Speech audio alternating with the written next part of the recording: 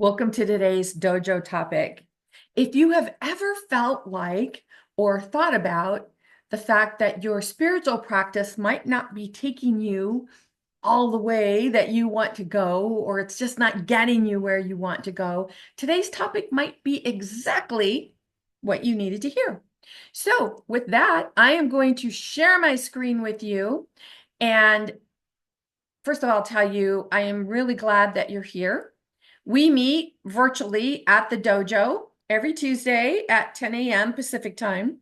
You're welcome to join us virtually. And if you're unable to join us, feel free to tune in every Tuesday because I put up a new video every single week. We have a new topic every week, and today's topic is about dropping the dualistic realm, impersonal versus personal being. Now, you probably wouldn't be watching this video if you didn't understand the difference between personal and impersonal being. So I think the title probably says it all, dropping the dualistic realm. But if you remember, last week we talked about duality of the mind. Last week's topic was about stop trying to manifest. Instead, embody effortless being. Life is meant to be effortless.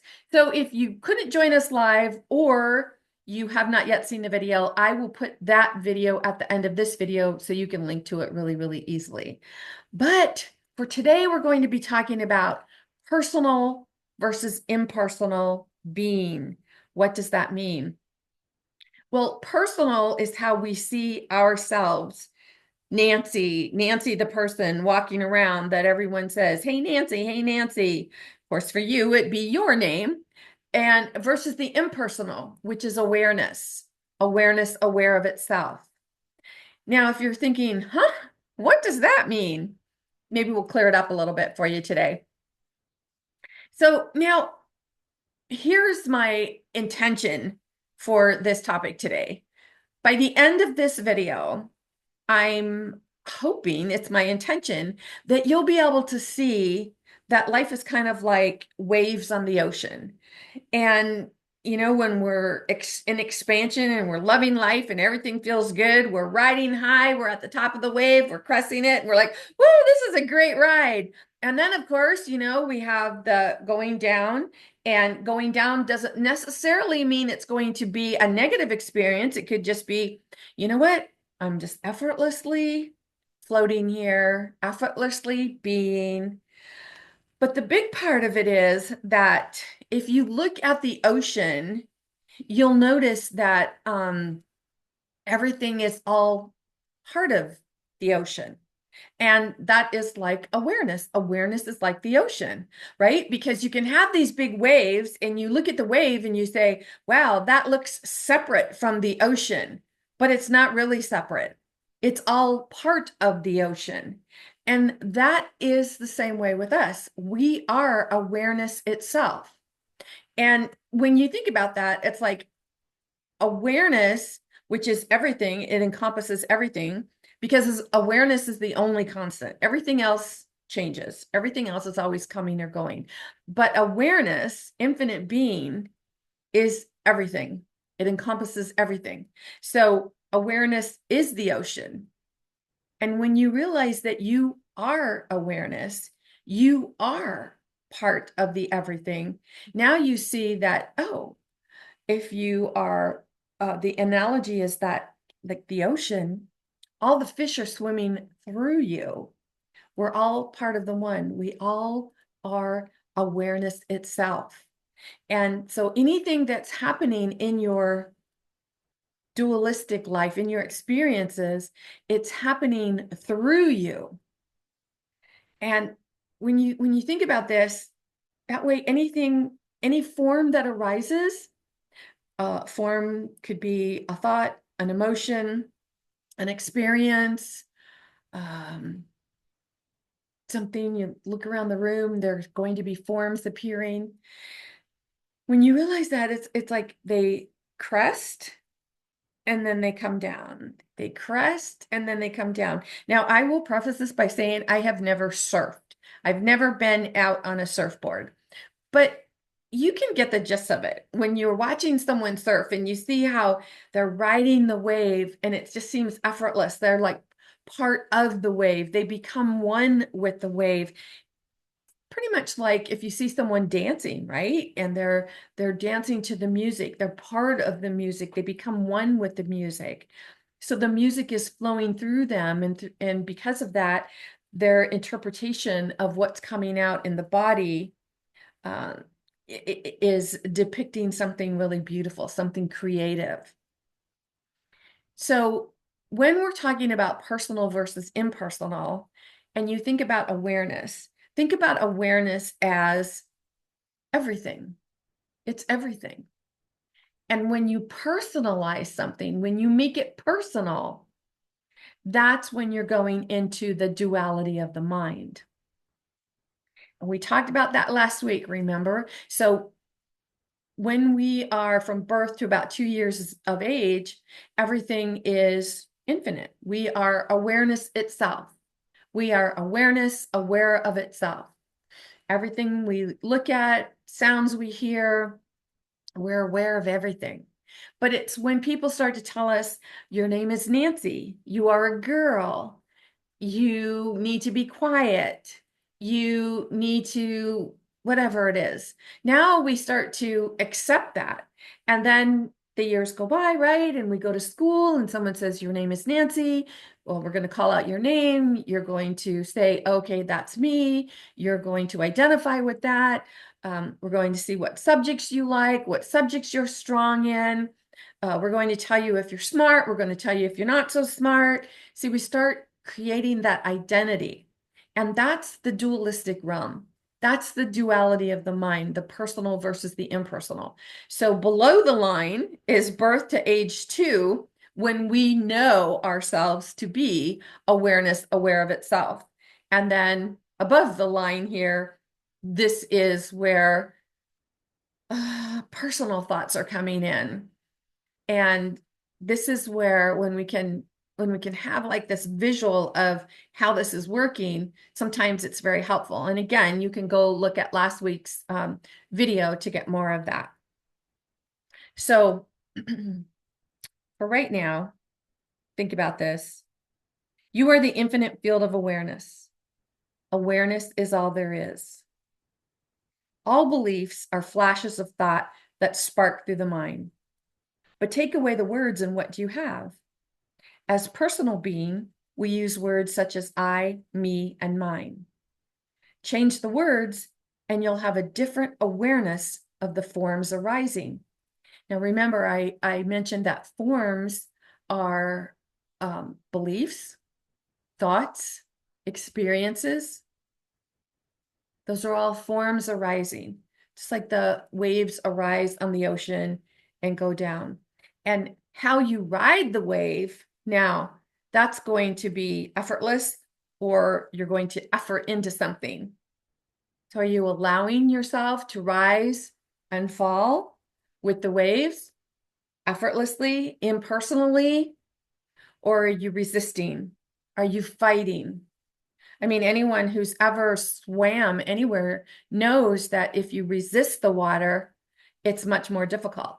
But if you flow with the water, if you allow yourself to float, just go with the current, it's much more effortless. So think about this in terms of forms arising.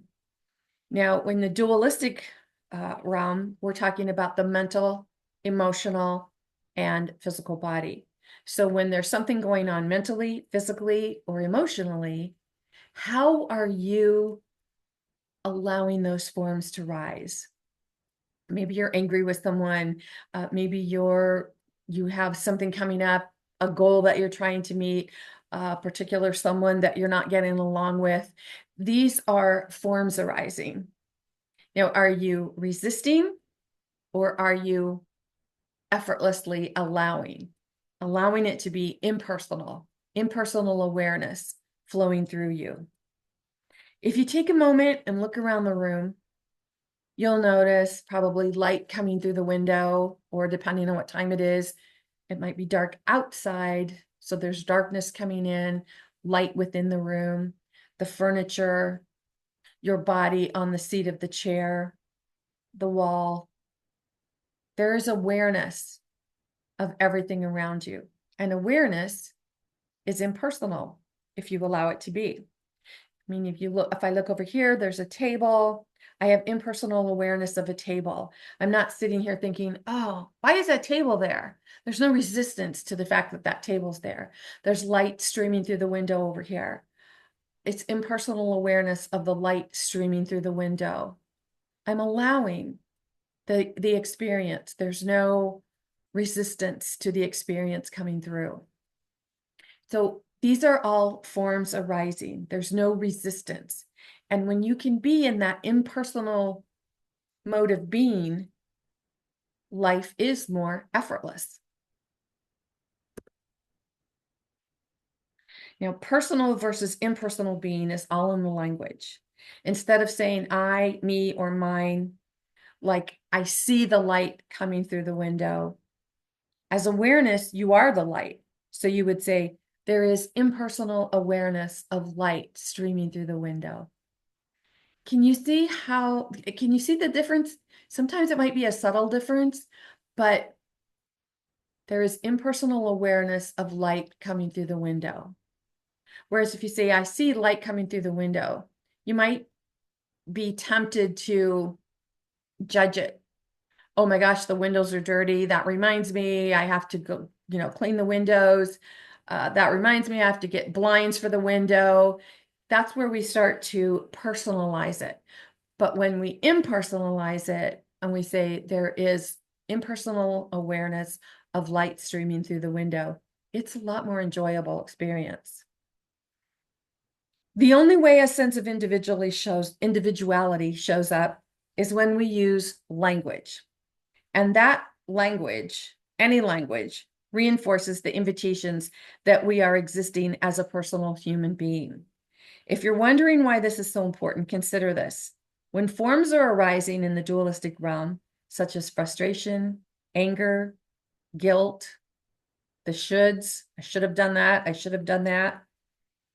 If you can prioritize impersonal being as opposed to personal or the dualistic realm, the power of awareness can free you from the negative forms that are arising. It's like floating in nothingness because nothing can hurt you, bother you, annoy you, or cause you anger when you prioritize it as impersonal awareness.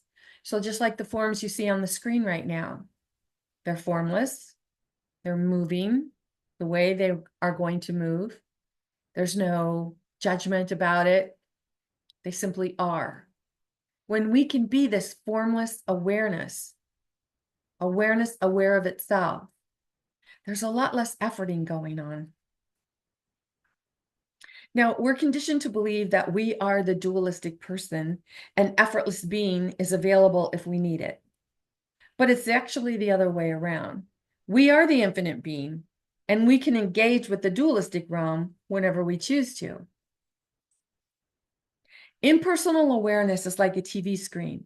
Anything can be projected onto the screen of awareness. It has no qualities of its own and can support any type of experience, so all forms can arise. It's attributeless. If you take this analogy and you turn on your TV, maybe you have a desire about what you want to view, but you're not judging what you see on the screen. You're saying, well, let's see what I want to bring up. Let's see what calls my attention. You're not really giving it any kind of energy. You're not plugging your energy in and saying, this is good, this is bad. It's simply what is more desirable for you. We have that ability in awareness.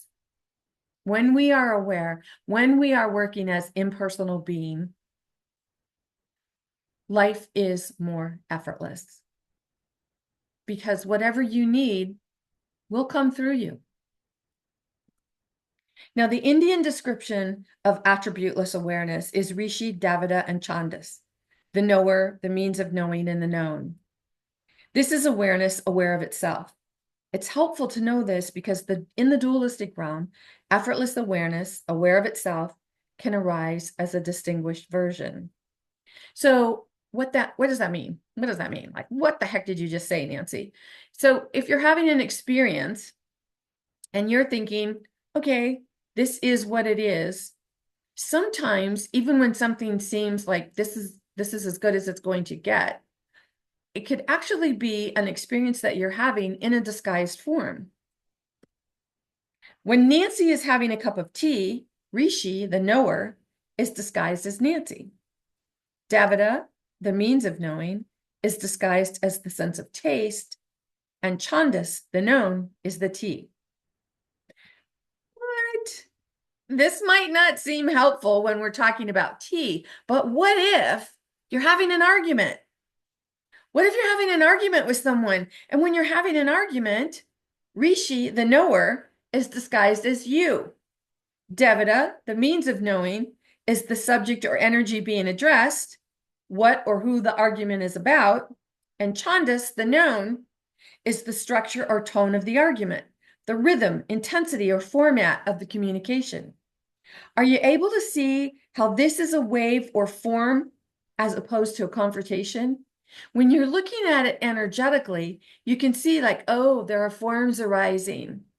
It's ebbing and flowing. And when you're able to ride the wave effortlessly as impersonal being, the experience that's going on gets diffused. You're not resisting. So if impersonal awareness as a wave is much more effortless than the dualistic of personal confrontation. You see that distinction? It's still awareness aware of itself, but it's disguised as an argument. Whatever the experience is, it's always Rishi, Davida, and Chandas, always. Now, if we use me as an example, I never actually became Nancy. I've always just remained as impersonal being. Go back to that slide about duality of the mind, where from birth to 2 years of age, I was awareness aware of itself. And then as I began to accept the identity of you are Nancy, you are a girl, you will identify with this name, you will identify with where you go to school, the family that you're in. Now we start to create that dualism of the mind, the personal versus impersonal. Having never become Nancy, I remain as the impersonal being. There's been a character in the dualistic play called Nancy, and awareness can utilize that realm and experience it fully, but it never became that. The sense of being and the sense of awareness, which is present in this moment, in every moment, means I never was the existence of Nancy. It was always the existence of the infinite being. Language is like casting a spell because it creates the thought structure. So when we're thinking in personalized terms, then we're consenting to terms of individuality without even realizing it. Language such as I have to go to the store, my friend is coming over, I have to teach a class, I've got to water my flowers, I have to reach these goals, shows personalization. Personalization takes effort, but impersonal being is effortless. And I use this slide, like this magic, when you think about it. I have 5 siblings, there's 5 of us. So one of us, when we were little, could not say the word ridiculous. One of us, whoever it was, pronounced it as badiculous. So when I think of this in terms of when I find myself using personal language, and it's kind of like, casting a spell and saying, oh, okay, I'm using personal language instead of allowing myself to be impersonal. I've cast the spell of personal language and I'm making things harder for myself than it really needs to be. I think of that word, ridiculous. And I oh, you know what? Yeah, it's nonsense. I can let it go. It does not have to be that way. You can break the spell of personalization at any time by saying there is impersonal awareness of thought streams to make it appear as though there is a separate being. See, that's different than saying, oh gosh, I'm really confused, or I don't understand this, or I'm so sick of that person who's bugging on my one good nerve. when you change it from personal language like that to impersonal language, such as there is impersonal awareness of thought streams to make it appear as though there is a separate being. Now you take the ownness out of it, the personalization out of it. You take it out of the dualistic mind and bring it back to awareness. When I got this, when I really got it, I realized it was always there. As if it was calling me home. It's like, ah, this feels so good. This is where I want to be. This effortless awareness is where I want to be. I'm so tired of trying and efforting. And we talked about this last week, trying to manifest. Pay attention to those buzzwords that are being given in society and on social media today. That can be your true indication. Stop. So when I got this, it made all the difference. There was a realization of being part of the sun in the air for me. It was like, oh, this opening, this awareness felt so magnificent. And I could feel part of the air, part of the sunshine, part of this oneness. Like I talked about at the beginning of this video, like you are the ocean and the fish are swimming through you. When you think of it that way and you realize like, yes, I am part of the one. Everything is part of me. We are all one. There is unity in everything. The experience of awareness is beyond language. Trying to explain how I felt or how I feel as oneness. It's like language doesn't do it justice. How do you explain feeling happy to someone?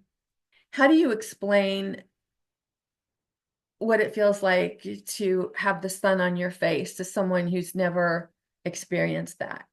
Sometimes language just doesn't do it. And that's when we have the opportunity to simply be impersonal being, to be aware. The experience of awareness is beyond language, as I said. Everything will emerge within effortless being.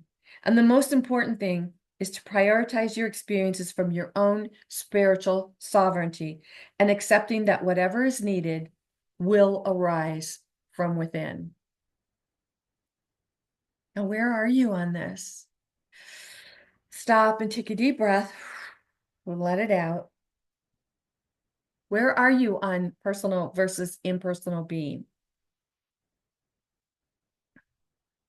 Can you feel a sense of relaxation as impersonal being versus efforting, action, gotta work harder in when you talk about personal being? There's a different distinction there. If you want any support with this kind of work, this kind of information, visit me at masteringyourbeliefs.com. In the meantime, this is Nancy Muller, the one and only Life Sensei, saying ciao for now.